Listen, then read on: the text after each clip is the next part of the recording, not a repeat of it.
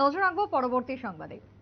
লোকনাথ বাবার আশ্রমের পক্ষ থেকে আশ্রম কর্তৃপক্ষের সাংবাদিক সম্মেলনের আয়োজন। 2রা জুন লোকনাথের মৃত্যু দিবস, তাই এই মৃত্যু দিবস পালন করা হবে বিভিন্ন আয়োজনের মধ্য দিয়ে। লক্ষ্মীনারায়ণ বাড়িস্থিত লোকনাথ মন্দিরে আজকে সাংবাদিক বৈঠকে তারা জানালেন তাদের কর্মসূচির কথা, যার মধ্যে রয়েছে বস্ত্র বিতরণ মতন কর্মসূচি, প্রসাদ বিতরণের মতন কর্মসূচি থাকছে লোকনাথ মন্দিরে। 2রা জুন রয়েছে লোকনাথের মৃত্যু দিবস, সেই দিনকে সামনে রেখে এবার তিরোধান স্মরণোৎসব করা হবে কর্তৃপক্ষের থেকে। 134তম তিরোধান স্মরণোৎসবের কি বক্তব্য উঠে এসেছে, কর্তৃপক্ষের কি আয়োজন রয়েছে, শুনুন। আগামী 19 জ্যৈষ্ঠ বাবার 134তম তিরোধান উৎসব। এই দিন বাবা পার্থিব শরীর ত্যাগ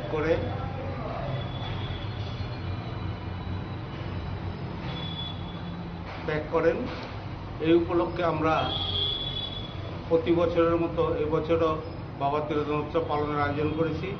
এইবারে উৎসবের বিশেষ আকর্ষণ হচ্ছে আমরা আগামী 19শে মে রবিবার আমরা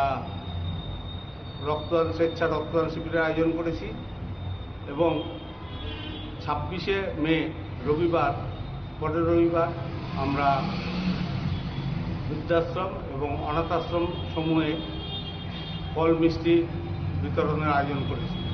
তাছাড়া আগামী 1 জুন সন্ধ্যা 6টার সময় বাবার প্রতিকৃতি নিয়ে একটা শোভাযাত্রা আগরতলা শহরের মেন রাজপথে আমরা ঘুরে আসব।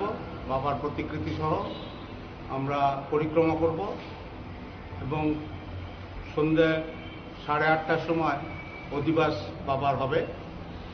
2 তারিখ সকাল থেকে বাবার এখানে বিভিন্ন অনুষ্ঠানের মাধ্যমে পালনের আয়োজন করা হয়েছে। সকাল 7টার সময় বৈদিক মন্ত্র উচ্চারণের মাধ্যমে বাবার উৎসব শুরু হবে এবং 8:30টার সময় বাল্যভোগ হবে।